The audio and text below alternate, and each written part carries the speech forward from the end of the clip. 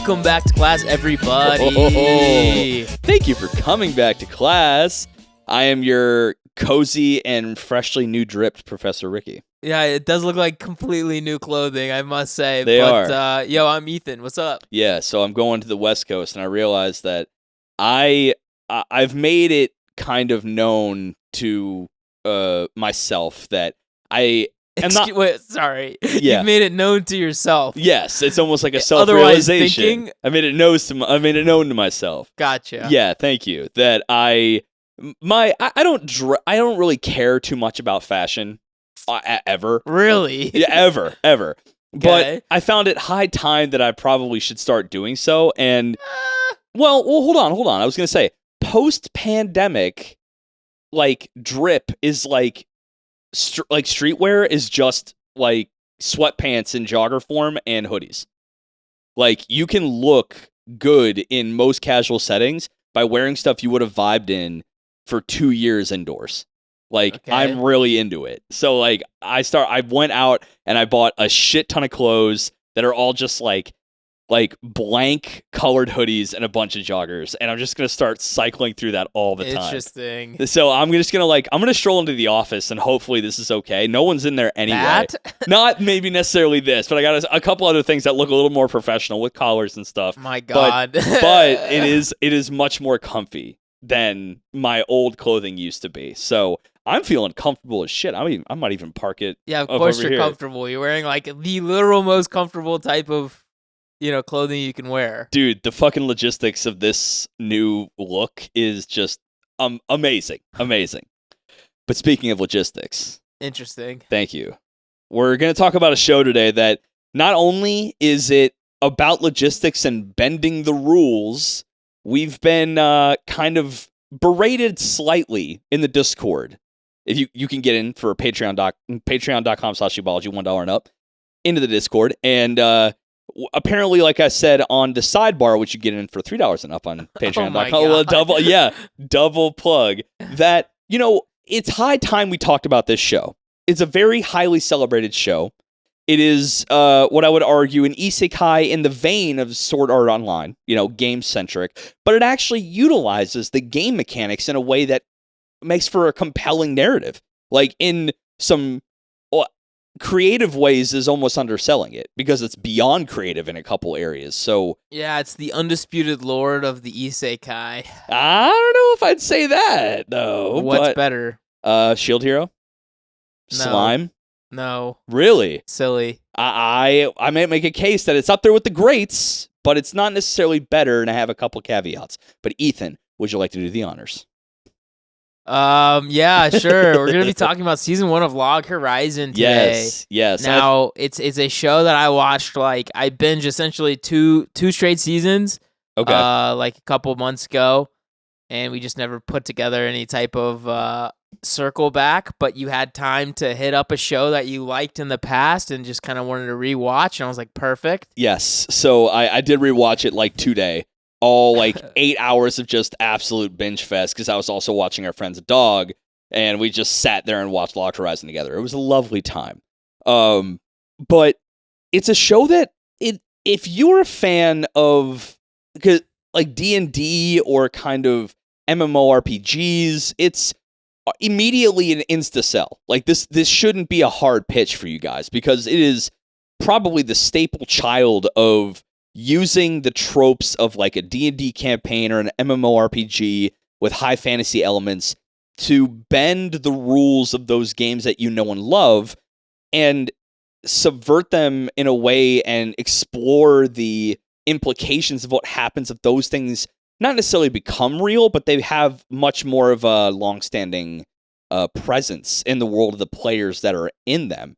So I don't know. I don't want to use the word crunchy, but it is the only word I have for it. Crunchy makes it sound like it's a slog. But when I use the word crunchy, you and I both listen to some D&D podcasts. When I say crunchy, I mean it's really in the weeds on the mechanics. But the fact that it's in the weeds like that actually elevates this show above and beyond all of the chaff, beyond the wheat. We're going to elite levels of storytelling and world building here. But the reason why I say it's not up there with the greatest isekai, because I don't think it's for everybody. I don't think this show's for everybody. I literally don't give a fuck. That's fine. That's fine. But that does not enter into my opinion as to whether it's like the masterpiece of isekais whatsoever. Interesting. I think if you're too stupid to watch the show and enjoy it, like, sorry, I don't know what to tell you. But some people need their just popcorn shit. This is not popcorn shit. I don't think that makes this like, this doesn't make this bad because these people don't have the brains to comprehend it. The same way I feel like about the game of D&D. It's not for everybody. That doesn't make it like any less of the poster child of tabletop gaming, right? Like, not everyone will love D&D, but if you are about it, it's the one. Like, there is no other besides D&D, right? But yeah, let's set the stage just a little bit to start, because there really is no way to start breaking down why this show is good without a little bit of setup. So what we have here is a very similar SAO setup, where you have a bunch of players in an online MMO, and one day, the players that are logged in at that time, at the moment of midnight on a certain day, they are trapped, caught within this world. Very, like I said, very SAO, very kind of game isekai. And they can't really escape this game, death or otherwise. And no one really knows why. So... Right. So just right off the rip, though, like a major difference between SAO and this game. And it's important to make this distinction, because these are the two, they're kind of sitting in the same seat. You know? Right. This game has been going on for a long time. Yes. Yeah. So there's been years and years of this game. That's a good point. It's a little bit like Overlord in that regard, where like, ooh, yeah. very far into the, like, let's just say, product life cycle of this game. There it is, the maturity of it. Yeah. Like, all of a sudden it becomes this like trapping situation. Right. It really is kind of like a mixture between like Overlord and SAO in a lot of ways. I think very, very like important though is that the main character is like essentially a legendary player, and it's not like a bullshit beta tester kind of scenario. That's the key difference. You know right? what I mean? The main character didn't have exclusive access prior. This character, much like an Ainz al Ghul, basically was already the GOAT at the time. There are a couple, so the level cap in this game was 90. Oh, get that, boy. Yeah, so the level cap in this game was 90. So if you're a 90 level character, which it's not rare, but it's not common. It's somewhere in the middle. That there are plenty of 90 level characters at the level cap in this game, but they're still rare enough to be a hot commodity. Like, a guild with a squad of 90 levels is like a pretty rich thing to have. Like, that's a really good thing to have. But you're right that this guy is the GOAT and is known in this game. So his lore implication for the rest of the characters, people just knowing who he is from his esteem, that his name precedes him, so to speak. His accolades. Yes, they travel far and wide. People know our main character, Shiro. And he honestly was so endearing and refreshing. And watching it a second time, I got a new fervor for a kind of character like this, that he takes a back seat in a lot of ways. That's what makes it different from both SAO and Overlord, that the main character is not frontline bruising. He is actively a behind the scenes, what is known as an enchanter. They are a specialized class of people who buff their party and weaken the enemies. But Shiro specifically, is known as a brilliant strategist. And I think that comes from a mixture of raw intelligence and experience with the game. So a lot of his OP-ness, as we've said in the past, is very grounded here. It feels right, where Kirito and SAO feels a bit kludgy, and Ainz al Ghul is fine, but it also, it still feels very OP in a very traditional sense. This one feels OP, but in a way that is commonly unexplored, and I love that. OP as a support class, very interesting. Right. Yeah, because Ainz is essentially just like a one-man wrecking crew. Mm-hmm. He really does not need any help, period. No, exactly. And Shiro's very, very much kind of a different scenario, where he likes to elevate people that should be elevated. You can tell that, as far as like when raids and stuff like that happen, I don't know which season that was in, but they do a couple crazy raids. I know there's one in season 2 that's like a big deal, but yeah, he's like, this big strategist. And like, I think I really want to talk about debauchery tea party, so I'm just gonna fucking rip it do off, dude. Yeah. Anyway, but this show is from 2013, so spoiler warning. You're gonna get spoilers for season 1. We're definitely gonna do, because I want to do an episode of season 1, then season 2, and then we should be primed for season 3 by that point. So I'm in for that. But yeah, this Shiro guy was one of a collection of individuals that I didn't say party because that's very specific, but they're known as a debauchery tea party. And in this world of guilds and parties, he was very against the idea. So this debauchery tea party, this collection of very high-ranking individuals, were pulling off raids and challenges that no one else was even daring to touch. And if they tried, nah, fam, that's not happening. Right. It's like it really in this case is super MMO driven, where like every raid could potentially take like years to finish in a lot of cases. Yeah. Right. Like, I mean, I've never really played MMOs, so I don't really know. I guess I know only like based off of other like media and stuff like that.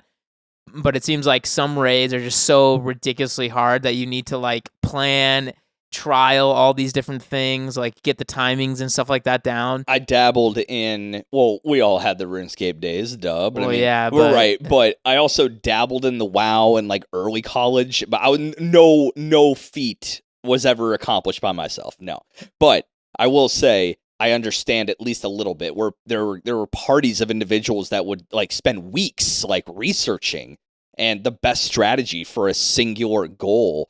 The game that comes to mind in recent memory is Monster Hunter, where Monster Hunter, a certain battle could take 45 minutes of actual combat, but it could take you like days to like fight other monsters for resources to get certain weapons that are weak against certain big baddie monsters. It's that kind of element where the planning of everything is as engaging as the battle itself, because of the research and the in-depthness of the ideas. And that's what this show is capitalizing on to the nines. Like, this show loves the idea of prep.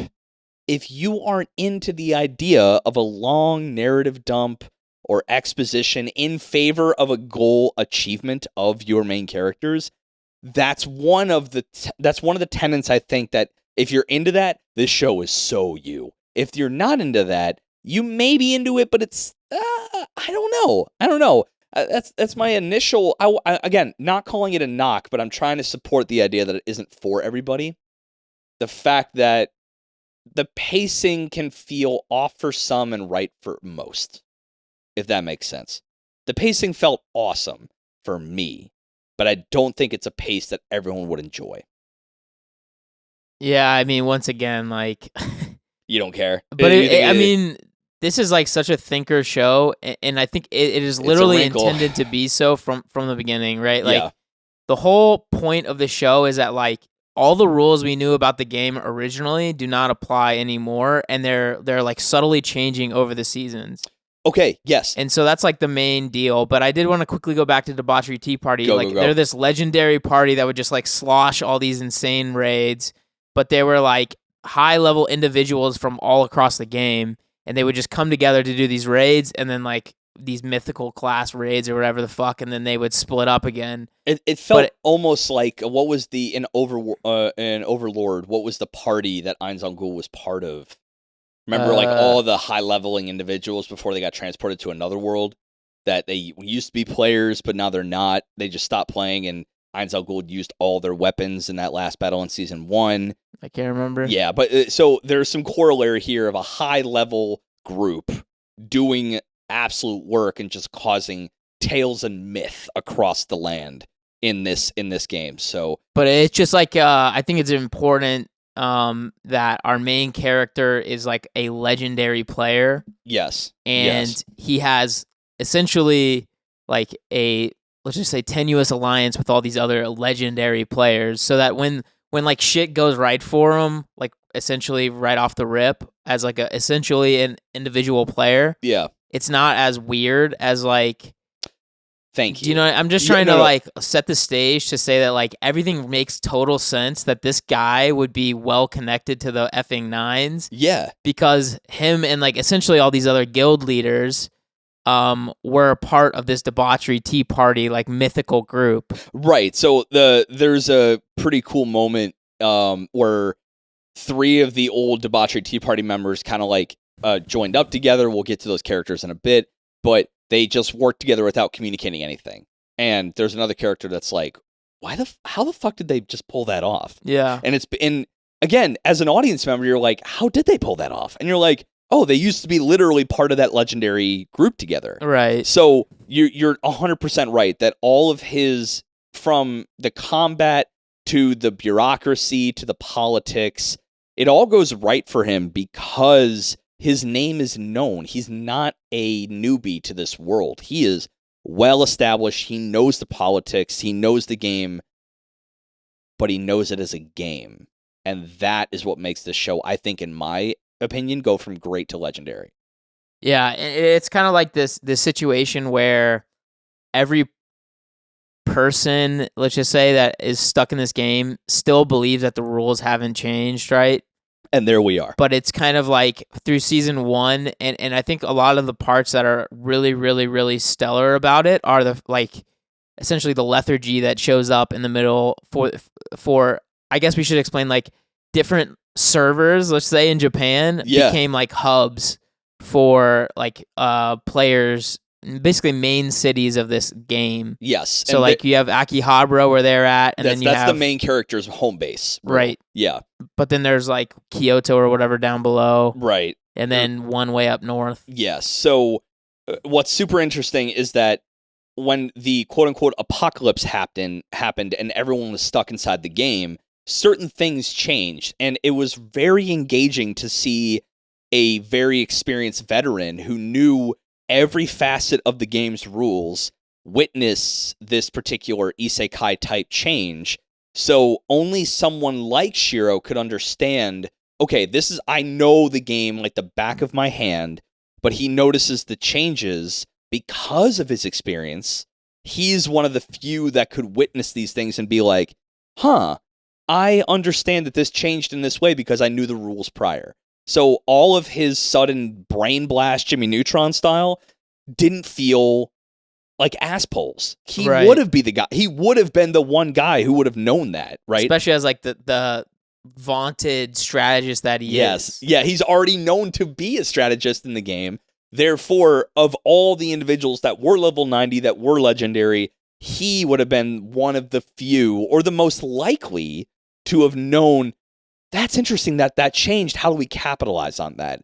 And that's kind of where this show starts to go, is that this character not only notices the changes of the world they're caught in, but then starts to capitalize on those changes. And that started to be if you're into big brain plays, this show is up there with big brain plays, dude. Like this, and they're long running. Like there's a big brain play that's just like 5 episodes long. Right. It's beautifully done. So, but it's kind of cool because like we're pretty much kept in the dark for a lot of it as well. And none of it felt off, right? Right. Like once you're finally revealed, you're like, fuck, that makes so much sense. Like, bro, that's actually actually makes a total amount. Super smart. Yeah, you know? right. So I don't even know where to begin with There's a litany of examples here, and I want to touch on them all because it's more that the world and its mechanics and the way that they are bent in the favor of the main character and the party as a whole is not only on center stage, it's the only thing on the play. It's the only thing. But the way they bend it time and time again remains engaging. It's incredible the way that they really take a single aspect of like, what happens if an MMO becomes real and then goes down that path? Then another thing, they just pick up something else. Just like, let's go down that path. So I don't know necessarily where to start, but I think the smartest thing would be... Well, I did want to ask quickly, is it like SAO where when the apocalypse happens, everybody has to revert to their like actual physicality? No, and we know that from the first couple episodes because remember... there was something with Akatsuki. Yes, well, all 3 of them. Natsugu, is that his name? Nautsuka. Natsuka. Yeah, Natsuka, Shiro, and Akatsuki, where Natsuka basically was his exact height and weight, where Shiro made himself taller, and Akatsuki was or is in college in real life, but she looks like an 11-year-old. So do they revert back to their physicality? No, but when they're in the game as a human being or as a real entity, remember that Shiro was tripping over himself in the first couple episodes because he's like, I made my character a bit taller than I am in real life. I'm not used to this body yet. So he's like kind of fitting it, like wiggling into the new body, you know? It's like we knew somebody in high school who just like randomly got really tall and then just like couldn't handle almost life. Holy shit. I know exactly what you're talking about. Yeah. Anyway, I don't care if that was a tangent. I love that. But it's just kind of interesting because it's kind of similar. Like, I think when people like say you're 5'11" your whole life, and then all of a sudden you turn out to be 6'5" the next summer, like it's very difficult to do the same things you used to do. Or I remember in high school when or in 8th grade, I was like, in high school, my dad's like 6 foot. I'm gonna be 6 foot like my dad. You'll all see. Nah, I'd turn out like 5'9" on a good day. Yeah, so, I feel that. So yeah, it's exactly, or like a puppy who is growing up very like they're a big dog by breed, and they're like by 10 months they're like 70 pounds, but they're still puppy brain, so they're just like they don't realize how big they are, and they just wobble around, you know. So wait, so what was up with Akatsuki? I thought there was like something specific about her early on. No, it's just that early on, basically, they find out that she's actually like college age, and she's actually older than both Shiro and Natsuko. Really? Yeah, and that's what it was. And then Natsuko basically made a comment. I thought they like didn't know she was a girl or something. Oh, okay. So early on, like episode 1, I'm talking. Yeah. Episode 1, basically, she was like forced to drink a potion to become a man, and then Shiro gave her an alter back potion to turn her back into her typical form, if you remember that. And that's why she is indentured to him, because she was helped by him to turn back into her normal form in the game. And then she's like, because you did that, I'm indentured to you as your ninja. You remember that? So her character in game was a dude, right? Her character in game was female, but for a particular mission, she was transformed with no way back. So she just got fucking stuck. She got like, stuck mid-mission. as a man, yeah, and then Gotcha. she needed to find a very rare potion, an alter self potion, to get back to her typical form. And Shiro, being the high level boy he is, you know, he gave it to her, and then she's like, thank you for getting me back to what I typically look like in this game. Now I'll bang you for the rest of your Now life. I'll try to bang you forever. I will say, just as a side tangent, it's not a huge point, but I do love the way that the like ecchi and the romance in this was very benign. It was very like middle of the road. You have like Marie, who's kind of like big Opai's truth chick, but like very middle of the road shit. And the romance between Shiro and Akatsuki was like kind of always there, but it wasn't like in your face or abrasive. It was always just kind of like, you know, they had like a thing, and that's cool. That's all you need, you know. Yeah, I don't know. I guess now that I am remembering this, I liked SAO's version where you like revert to your actual like physicality. Yeah, because I think that's just like a more like it's a like almost a more truthful, I guess, game, because like these people that are stuck in this game, they're gonna like obviously start getting together and stuff like that, right? Yes. But like I thought about this earlier today. Like, for instance, like later on in season 1, Minori starts to love Shiro. He's like, the dude's 20-something. Yeah, like, right. You're like 10. There's no shot. But she that's like thinks SAO she has season a 2 chance. with the sister shit. Remember? With Row 2? SAO season 2 where Kirito's sister. Oh, yeah. Sorry, yeah. not this show, but I was like, what? I totally jumped genre. Jump shows. I feel it's all right. But yes, exactly that. Where basically you have like big beefers and big opais like just kind of slamming around together, and then they get in the real world. It's like, oh no, this is problematic. This is not okay. Right. Something like that. But like overall though, like you're saying, like the romance is not overwhelming in any regard. Like it's not the main point of the show at all, but it's fair enough where it's fun. Like a fun undertone throughout the whole thing. Yeah, they found a really nice balance here, and I think like if you're into that kind of whole, isekai romance, well, they won't. The isekai romance is like a dime a dozen nowadays. This one's subtle. It's nice. You're going to have a good time with it. So I think it's important to also talk about, maybe we could talk about the characters and kind of the Log Horizon party here. I guess, though, thinking about it, if they did have to revert to their physicality, then Nyanta couldn't be a cat man. Yeah. You know what I mean? Or good, like good segue, dude. Nazuna wouldn't be able to be the like fox chick. Yeah, right. But exactly right. So I these characters are kind of interesting. Some hit, a couple kind of miss for me, just because they got a little annoying. But I think it's important to say as well. Like, this cast is massive. It's one of those ones, right? Right. I think they manage it pretty well.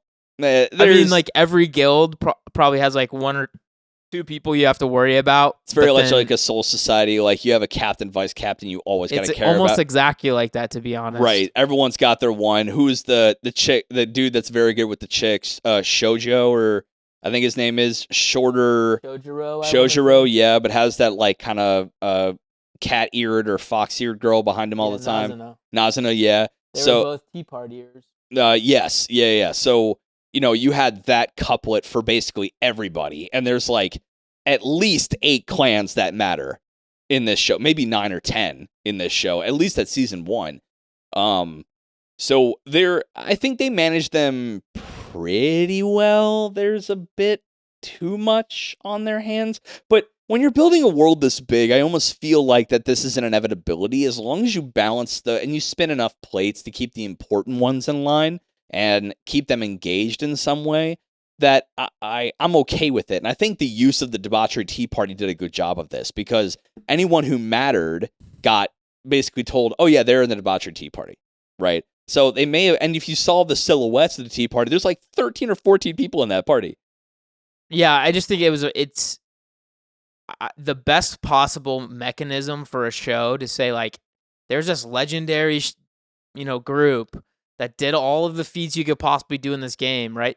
Like, remember Nyanta and Shiro have like the special Goliath whistle or whatever the fuck? They get the griffins? Yeah, the griffin whistle. Yeah. It's like you had to do this insanely difficult, thing, and only people from the Tea Party have finished it. They're like, you finished the Hades Breath raid? Yeah. Like, yeah, we did that a long time ago. Yeah, we pretty much did that day one. And Natsugu was just like, yeah, we did that a long time ago. No big fucking deal. But it's just, I don't know. I think it's very, very important that like a lot of the main cast that know each other have known each other in the past. So it's like we're dropped into the middle of the game with them almost, rather than like having to start off from scratch like SAO. From a character interaction perspective, I feel like it's close to 7 Deadly Sins, where we knew about the sins, like accolades and everything prior, and they came back together.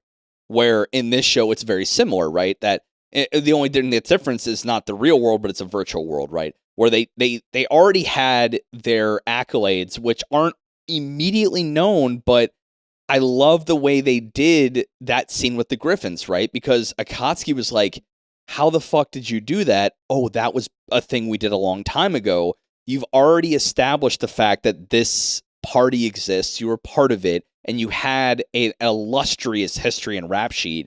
So these sudden like ass pulls of, oh, we just got Griffins now, that doesn't feel like an ass pull, because everything was already established, and that's a brilliant narrative tool to use that some shows like 7 Deadly Sins use very well early on. So I love the fact that they did that. I love that these characters are coming back, and that also means like your theory on Yami, where he already had his story, and now he already had his story, baby. He's part of Black Clover, and he's like really important, right?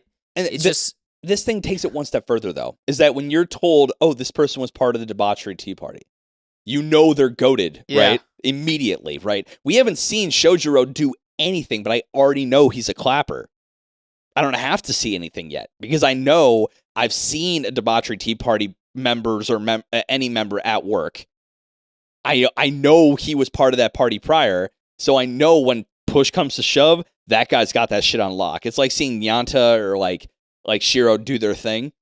I already know that he's going to be goated. Yeah. So it's a great narrative tool. They don't have to do shit. They already showed me why they're good. So immediately opens the door to other future characters in season 2 and beyond, which I think we'll talk about in a future episode. But certain characters, Nyanta, thoughts. So he was another debauchery Tea Party, like I guess main character. He kind of plays as this like cat man. Oh, he's like a cat a man. super tall cat man. Big old furry boy. In the dub, he's got this like this smooth jazz type voice. Does he almost. really? He's like, yeah. Yeah, he's got a similar voice in the sub. It's like, yeah. No. It's like deep. It's deep for Japanese, I would say. This is deep for like anyone, American, any human being. And he's like really like smooth and sensual with his words. He's a swashbuckler, man. That's his class. He's basically a cat pirate. Right, cat pirate. I mean, I don't really have many other thoughts other than like he's just I think he's a cool addition where it's like, you know, honestly, I like literally any of the debauchery Tea Party players. Yeah. At first, I thought I still kind of hold this opinion that, and I wanted to use him as a lead-in to like one of the first major mechanic bending shit in this show, that he was kind of brought in just to be a foil for that, where his only real contribution was that one fight in season 1 and the one mechanic bend information that he could provide Shiro. But we'll get to that in a sec. Help me with this again. Nyanta? No, not Nyanta. Naotsugou? Naotsugou. Yeah. I don't know why that one's hard for me to pronounce. I love him. He's the fucking best. I honestly think he might be my favorite character. He's like he like literally openly will talk about panties to girls' face. Yeah. Like, there's something weirdly refreshing about, he's not crude or crass. He doesn't say anything that's super off the wall. He just doesn't care who he says this kind of semi-lewd shit to. He'll say it to anybody. He's like, hey, you want to talk about panties? I'm like, shit, dude. Like, yeah, why not? But he's the kind of character that's like, he's just like such a bright and cheery character. Mm-hmm. Like there's a lot of situations throughout season 1 and you know into the future where a lot of the team is really down, but he like picks them back up. He's always up. Yeah. But he's like the tank with the taunt and all these like, you know, very tanky abilities to where like essentially the goal of tanks is to stay alive and just take all the heat. All the heat. Yeah. And so it's, I don't know, it's like refreshing to have a character who's that role, but also just like the most energetic and like emotionally available almost, frankly. Because a lot of characters like that are very kind of beefy and broody, stoic, and but like the levity he brings juxtaposed with his tanky like build and demeanor is so kind of refreshing. And the fact, something I found that was super interesting is that with his kind of whole character motif is that he thinks there are two types of men in the world, ones that are openly perverted and ones that are closetly perverted. And you know what? Fine, whatever you think, but there is the only big booba chick in this entire show. Her name is Marie, and she's kind of an ambassador for another guild called the Crescent Moon Alliance. Starts doting on him, and he doesn't know what to do with this shit. He's like, get her off me. I don't want this. I don't want this at all. I love that. I love the fact that he's just so openly like, hell yeah, I love pretty girls. I love hot chicks, blah, blah, blah. And when one starts finally doting on him, he doesn't know what to do with himself. Right. It's brilliant. It's brilliant. Akatsuki's interesting. Yeah, no, I liked that right off the rip, he was able to call on like just two badass players. Oh, yeah. And like Naotsugou was instantly like, yeah, let's hang out, let's chill. Let's and then do it, when they finally do decide to make like a crew, essentially, yeah, he like asked them and they're like, what took you so long? Like, you know what I mean? Yeah, we've been waiting for this shit. Yeah. I don't know. Like both of them are just like such like staunch supporters of like our main character who it does seem like he's got some complex about like having a crew, right? I think that's like really important. It is plot line. And I feel like that there was some event that happened and I don't know it quite, or we don't know it quite yet. Yeah, I mean, I think it was definitely related to this Konami chick or whatever her name was. Yeah. What other anime was just like that? Where was it Kirito from SAO where he's a solo player because he was once in a party in a guild and he couldn't protect that one chick during the beta phase, so he just like stopped being in guilds and stuff. Do you remember that flashback that he had in SAO Season 1 where he was in a party, couldn't protect his old chick, and they all died, and now he's like solo? I feel like something similar might be on Shiro's leisure somewhere, but we haven't seen it, at least from the Season 1 perspective. So yeah, I kind of maybe already understand why he's not big into parties or guilds, but we'll see. We'll see how that goes.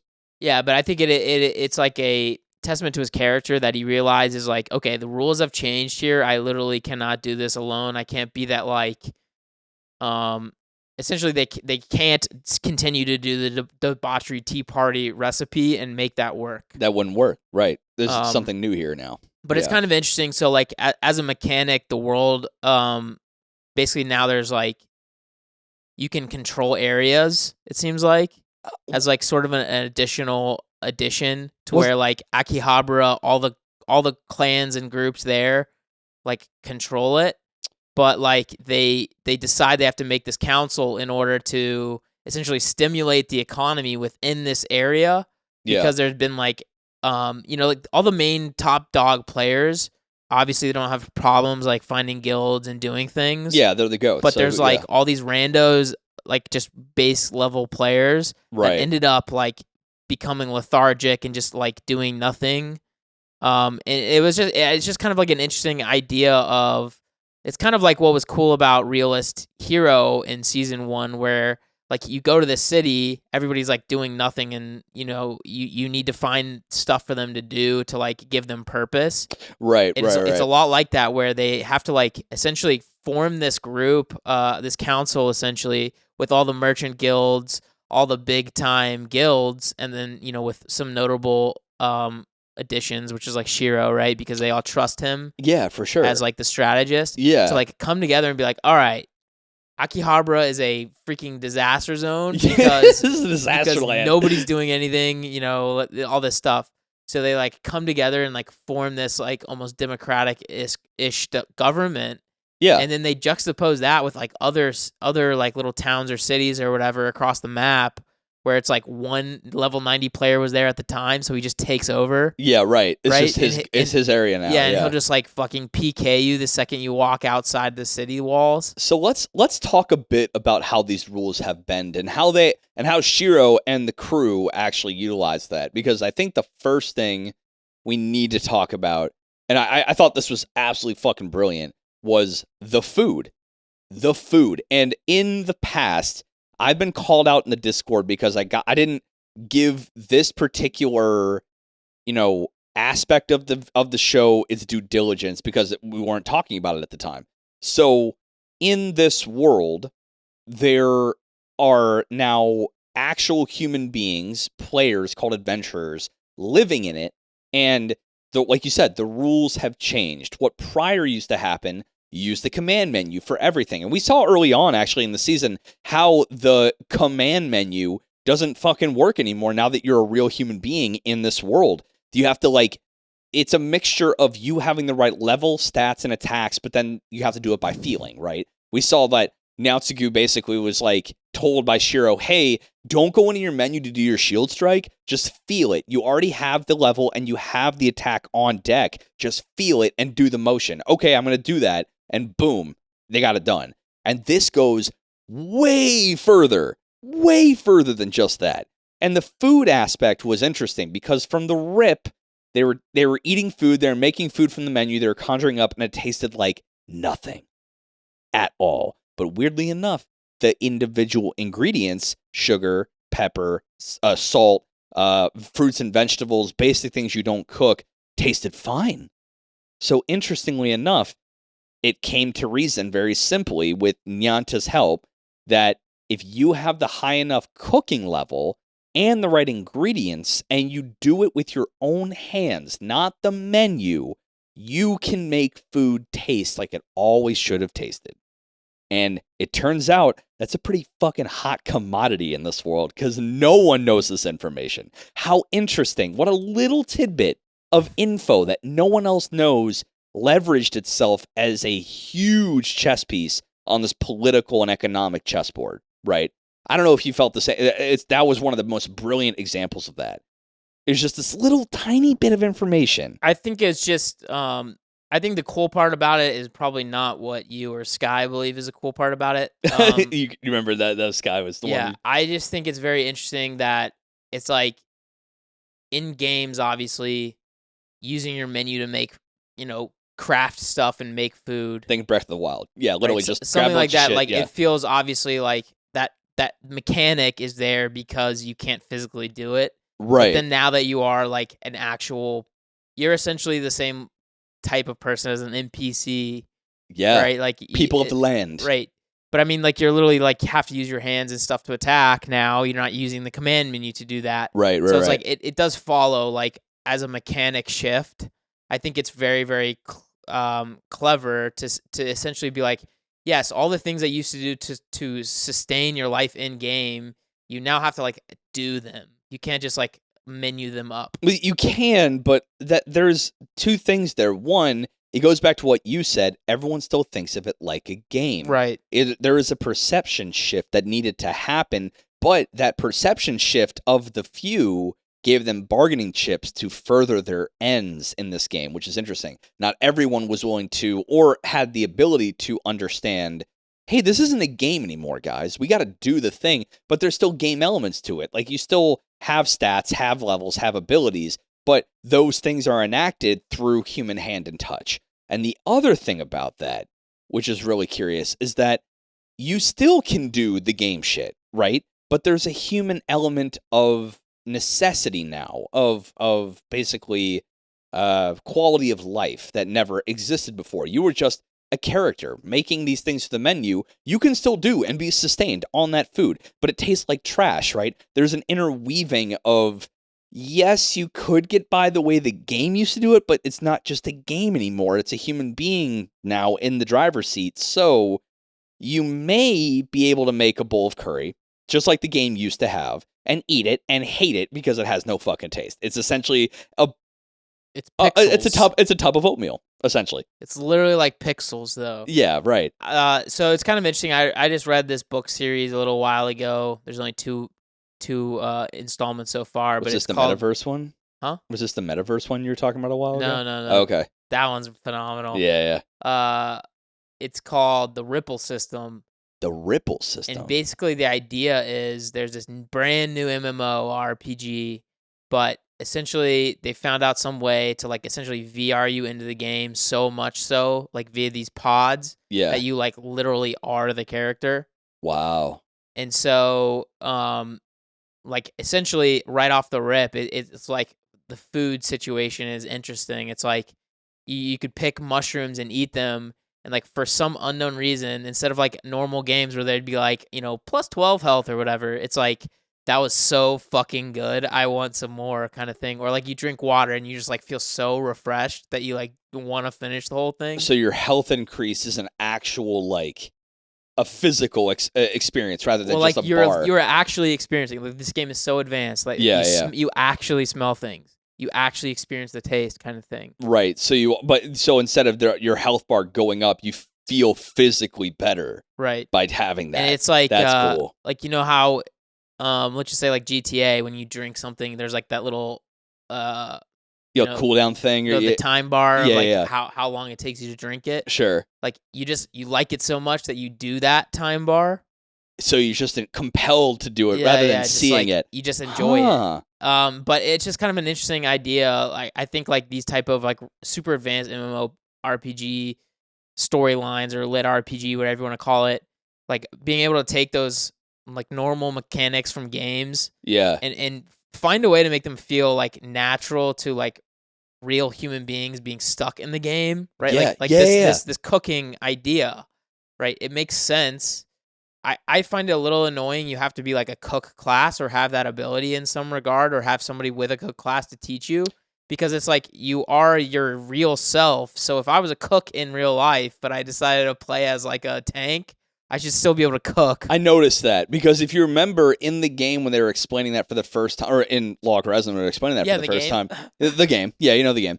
The game called Elden Tale, which is interesting. I think that's what it's called. Elden Ring just came out, so there's a bit of correlation there. But when Yanto was basically telling him how, and they said, we tried doing what you just said, but they just like stuck the ingredients on a skewer, immediately put it down, and it turned into mush because their level wasn't high enough. I feel like I hear what you're saying, because like any fucking bloke could just like... Yeah, I don't like that at all. I thought that was stupid. I thought that what they should have done is basic shit should be accessible to all, but then elevated stuff. And like it'll slowly build your, let's just say your like experience in that specific skill. It's like good old RuneScape. You cook more you cook, more you get. But it'd just be cool if then like you unlock the ability for your like recipes to go up. Right. Without like them, like you know, there's no system announcement. Oh, you've unlocked a new recipe. But like once your bar of whatever goes up to like certain levels, it would have been interesting to use that as like another mechanic that has changed. I think it would have been cool if you either your cooking ability goes up and you intuitively learn new recipes, or if you don't have the cooking ability but find a recipe, then you could cook that one specific thing. Or if you were like a 3-star Michelin chef in real life, you should instantly be able to do everything you could have done in real life. Now hold on now. I don't know if I quite agree with that, because this is all about the characters that these people in this MMORPG, it's role playing. Right. I know that, but like it's weird. I think it would be important to find some way to like corollary your real life skills into the game. Yeah. I always like games like, or I guess shows like that, where they bring, you know, pieces of the puzzle of like what you're really like into the game. Yeah, I feel like I hear your frustration on that, because like if you were a 3-star Michelin chef playing a fucking a Guardian tank, right, and then suddenly this happens and you're stuck in the game, your ability to cook it shouldn't go away, right? You're a human in this game, right? Yeah. Just because your character doesn't have a cooking ability of 5 billion like you do in real life doesn't mean you shouldn't be precluded from being able to do that in the game if you have the right ingredients, right? So I hear you. And like that's actually a good point. And one of the things about this game is that like you're kind of locked into whatever you were at the moment.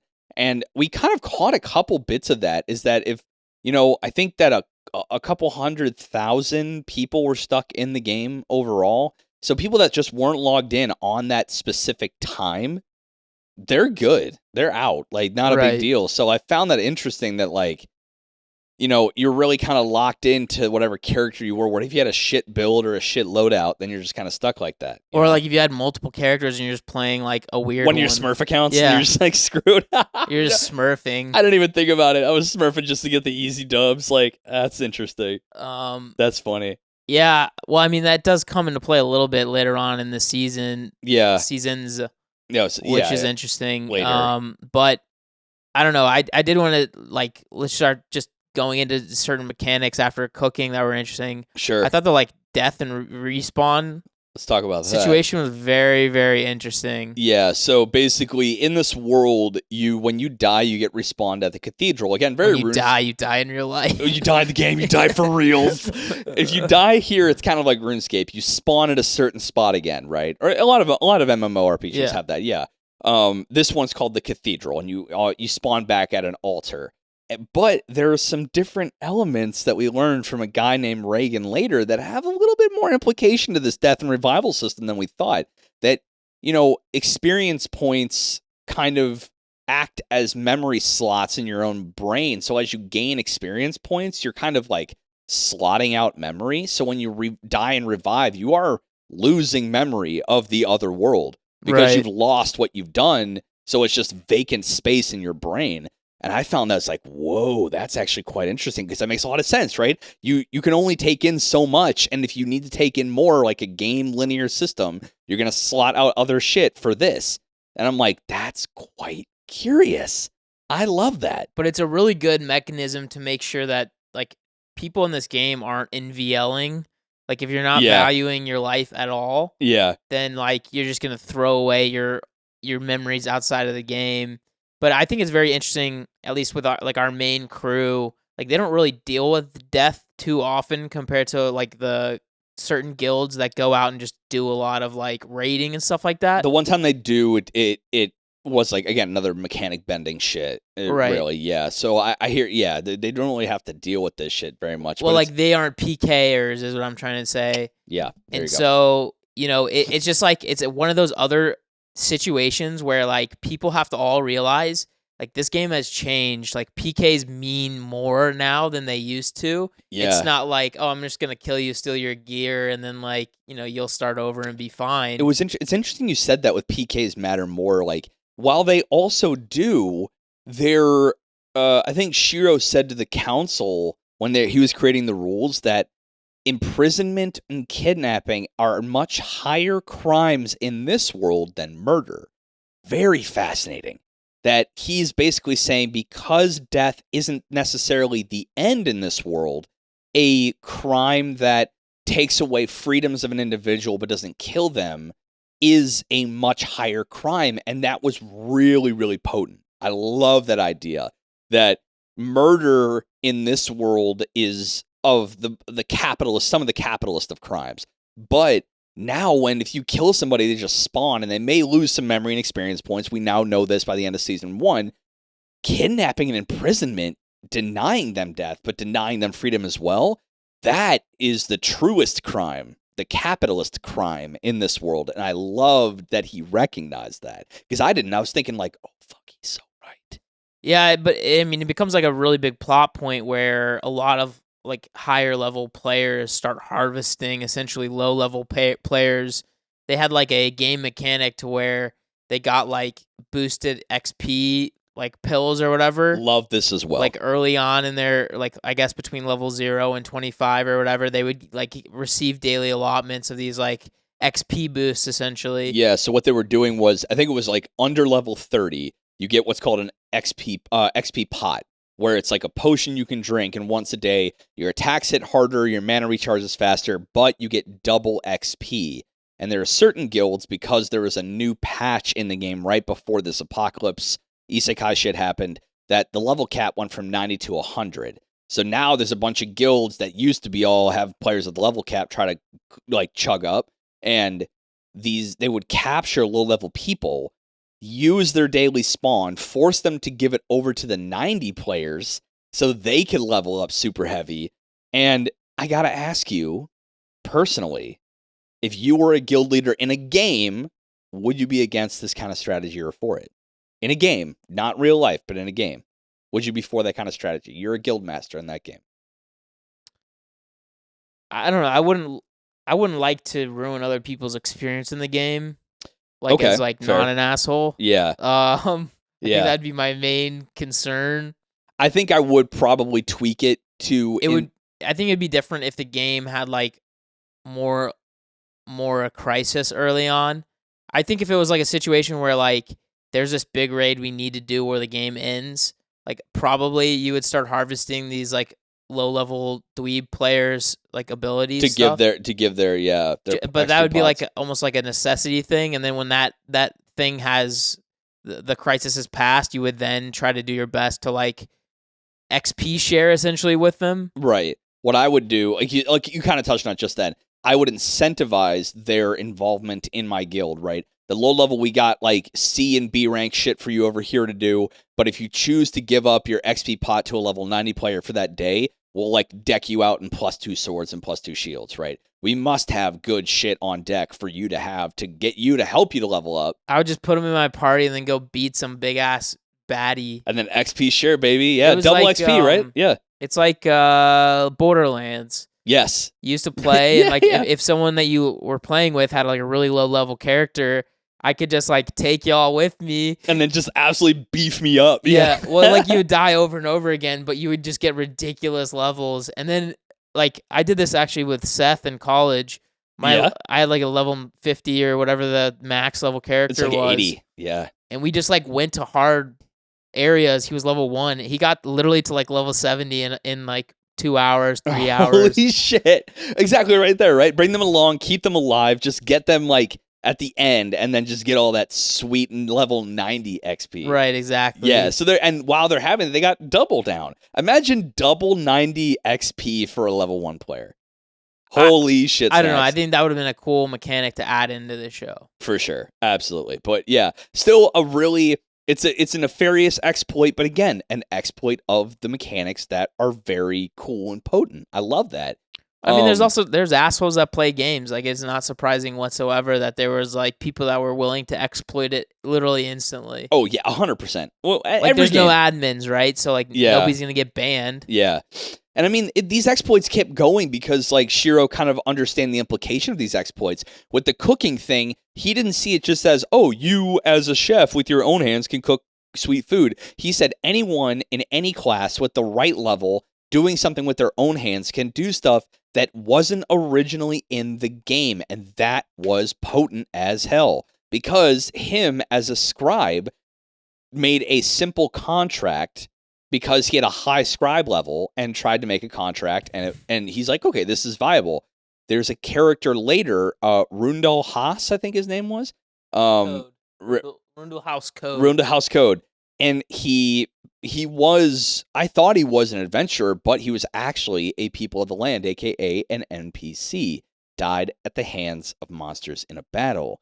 Then Shiro comes in with a contract that he wrote because of his scribe level, but made something that wasn't in the game originally. A contract to make Rundhaus Code, or whatever his name was. Rundhaus Code? Or Rundel House. Rundel House Code. Yeah. Make him part of his guild log horizon. And in doing so, made an NPC an adventurer. What a wild concept. Like, literally made him into an NPC to a PC. Yeah. Yeah. So it's I think really this is the main, I think, big shift from the game.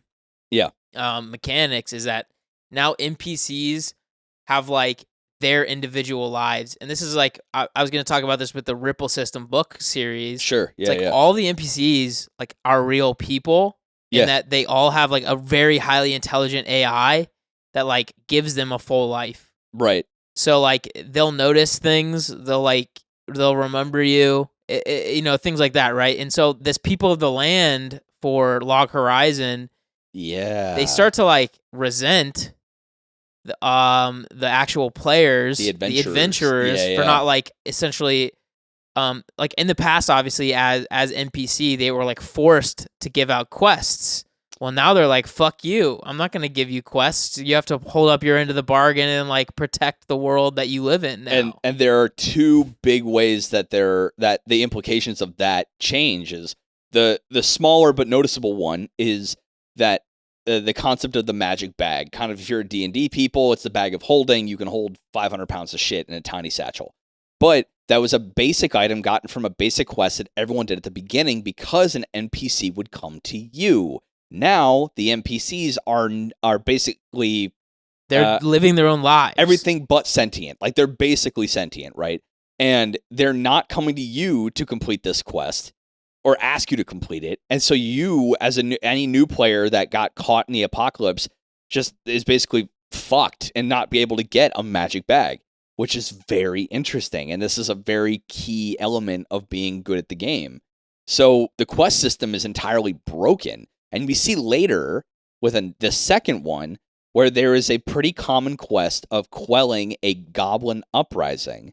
And without that quest being asked over and over with new adventurers, the Goblin King has amassed an army because it's built up so that the lack of an NPC-driven quest system, because of the sentience of those NPCs no longer caring about the needs of the adventurers and living their own lives, the Goblin King and all those things the quests were quelling are now rising up. And that is so fucking cool. It's so cool. Right. It's like a just analogy back to that book series.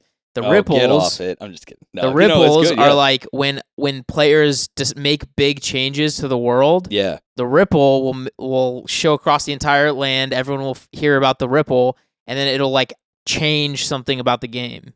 Ooh. So like for instance, you could like destroy an entire continent, and then nobody would ever be able to go to the continent again. You know, Titanic ripple emerge. Or like a huge corporate entity that you could have had quest at was taken down by one individual and it's just gone. Gone. Gone. Right? And then so like Wow. I'm bringing this up because it's very similar to what this It is. show did, Sounds where like it. like having not done the let's just say pruning of this goblin army, unfortunately caused this big time issue that caused all the guilds to have to come together. But it's just it's another mechanic, I think, to show that we are still thinking of this as a game, and unfortunately we gotta remember all the quests we used to do and like what their potential like tack on effects were, knockdown effects, and like realize we got to do these things because we are inhabitants of the land, not because you're asked to do it by an NPC. And so it's kind of this like these new super intelligent AIs are like, you know, fuck you guys. We've been paying you for years to do these things. We're off the rails now. Just do it because you're here too. Right. You're like, in the same boat. We're sharing this land. You have to help us, kind of thing. And it's kind of this interesting political struggle as well between like adventurers and the people of the land, because there's like, I think I can't remember the numbers, but they said there's like, you know, billions of people of the land, and there's only like 100,000 adventurers or something like that. I think they said in Akihabara alone, there's 6,000 in guilds, 9,000 outside of guilds, and that's just the adventurers, and hundreds of thousands just in that city of people of the land. So they're outnumbered like 10 to 1. Right, and so it's like extremely important to realize that these like political actors and situations are much more important than they used to be, because now these people of the land have like their own agendas entirely. Yeah. And you see that late in season 1 where they just like start fucking with adventurer businesses like intentionally to mess with them. There's like wholesale collusion in the city of Akihabara. There's just like literally they're scheming against them, and they're like, wait a minute, they can do this now. And it's about a perception shift, like you said. The adventurers need to realize that there is no longer adventurers and people of the land.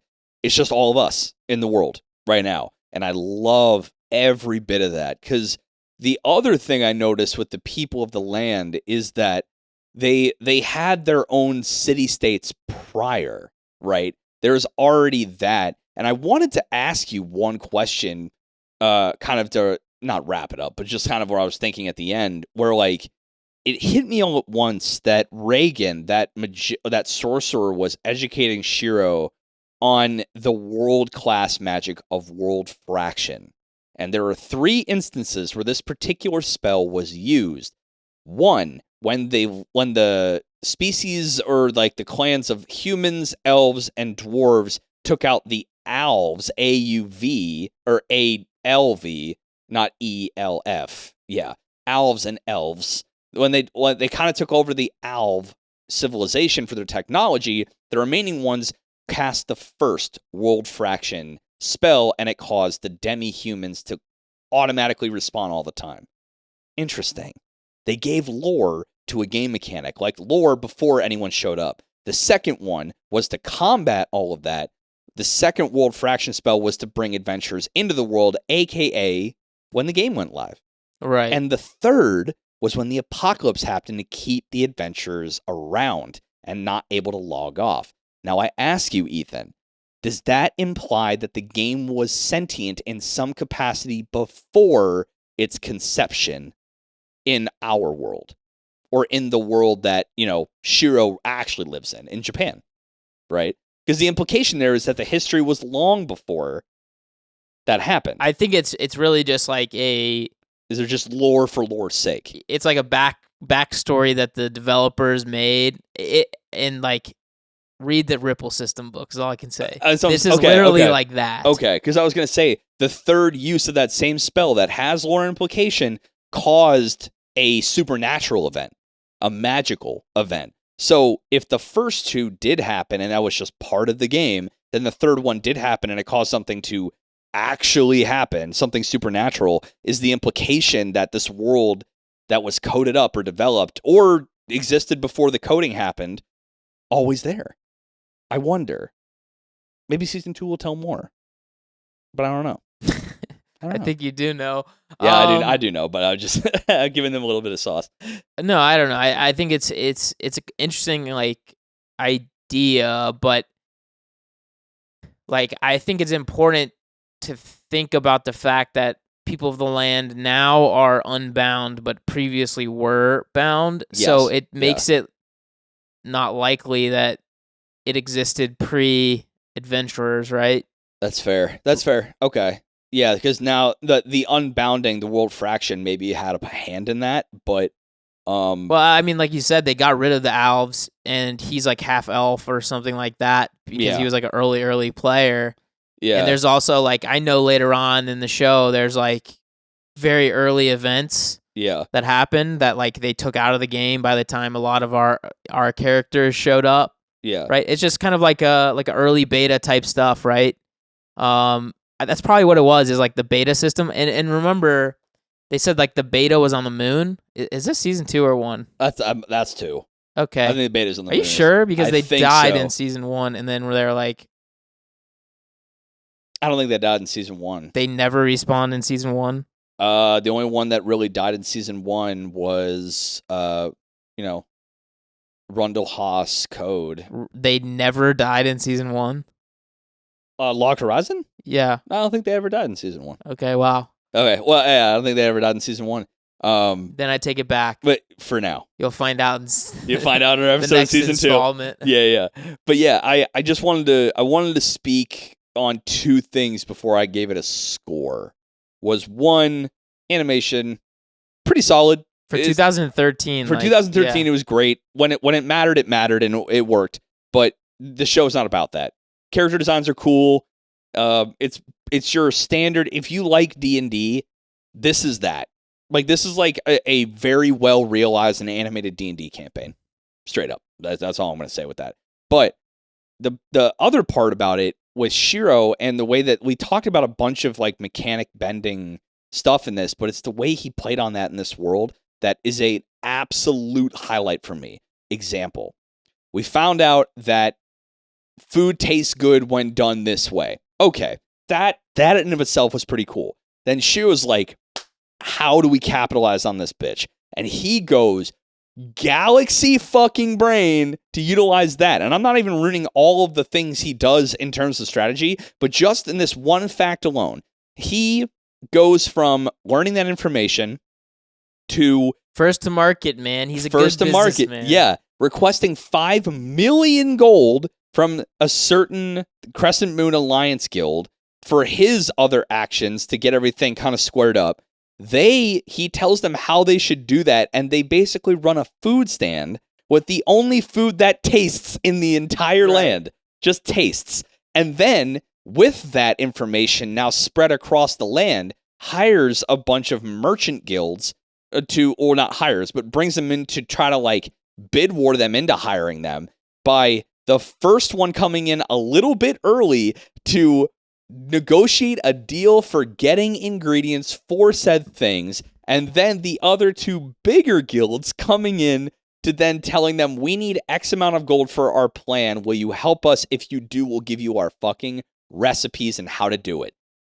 Leverage that one thing from just learning it to being a not international player, but a big player in the entire region in like a couple days. Right. Just whoa. And it all felt natural. Like, that is a natural progression. And then once he told everyone his plan, he bought the plan that he had for 5 million gold. He bought the guild building, the building that literally allows people to join, make, and support guilds as a concept, along with the ability to use the bank.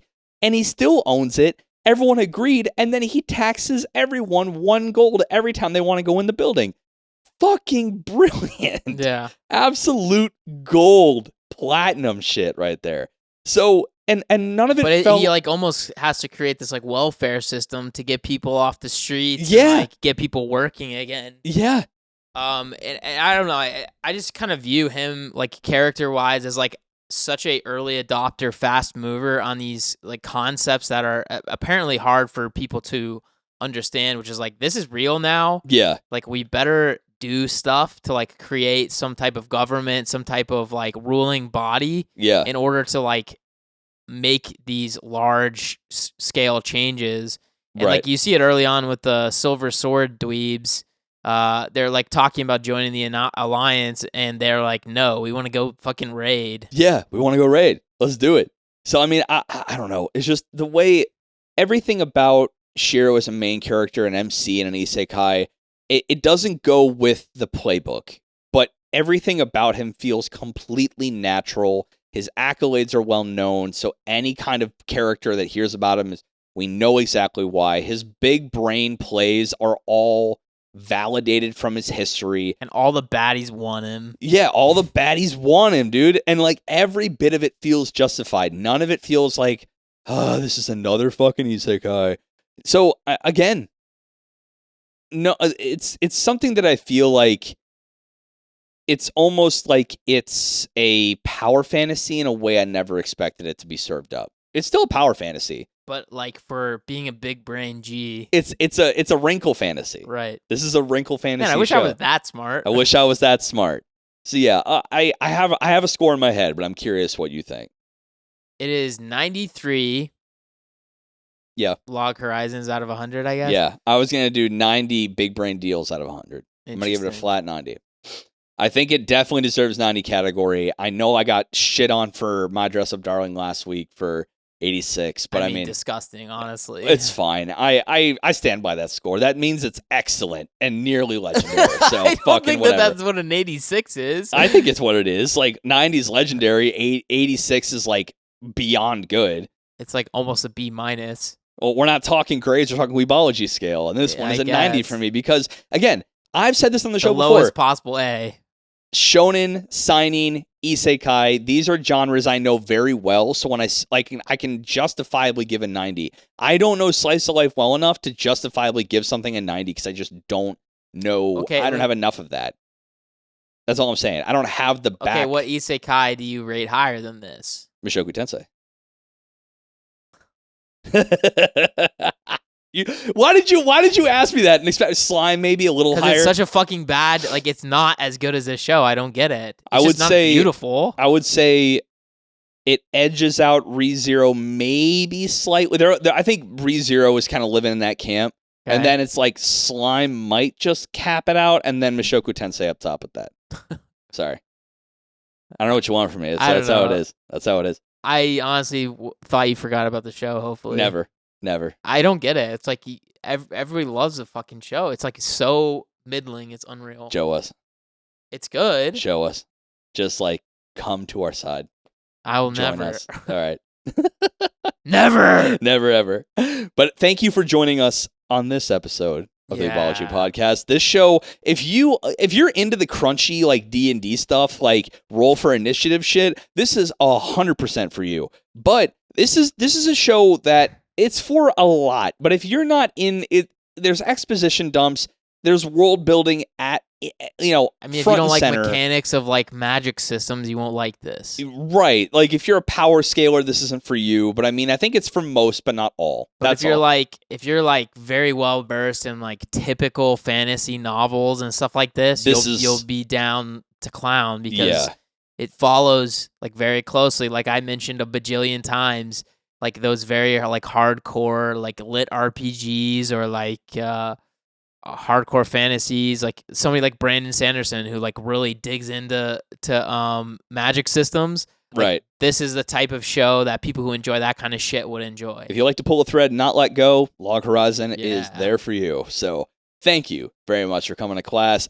Links are in the description. Anywhere you get your podcast fix. You're already here. Go ahead and go listen to the backlog. Why not? Or listen, if you're listening to this right now and you notice there's one above it, go listen to that because we're about to do a part 2. We're not going to leave. We're going to sit here and record the next one right here. So, we're back on the YouTube game. Like, comment, and subscribe where you do the things.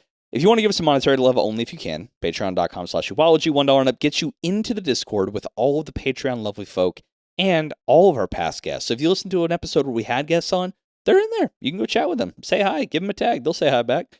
Hopefully, guests do that. I totally kind of set you up on that one. $3 and up gets you the syllabus sidebar, which we're back on. The lo-fi high vibe, sometimes audio, sometimes on hiatus, sometimes anime, sometimes visual show where we do talk about life and shit and other experimental things. And we had a really banger one this past week. Yeah, I think that was a really fun one. So yeah, you're welcome. I'm always thinking. So go check out that. Trying to think of anything else. Instagram and Twitter, we use it sometimes. Go hit us up there. weebologypodcast@gmail.com. If you message us across any of these platforms, we will see it. I more than likely will see it. The only one I'm not sure about is Twitter. Yeah, but so I'm 90% sure I have like 400 notifications. Holy shit! I don't know if they're actually like messages though. We probably need to check that out. Well, until we dig through the Twitter inbox and notifications, I'm Ricky. And I'm Ethan. And this has been Weebology. Deuces. How we really have 400 on there? I think it's like the dumb algorithm that would be like, I think you'll like this stuff. Oh, God. Okay, know? never mind. But it's like impossible to stop that. Fuck.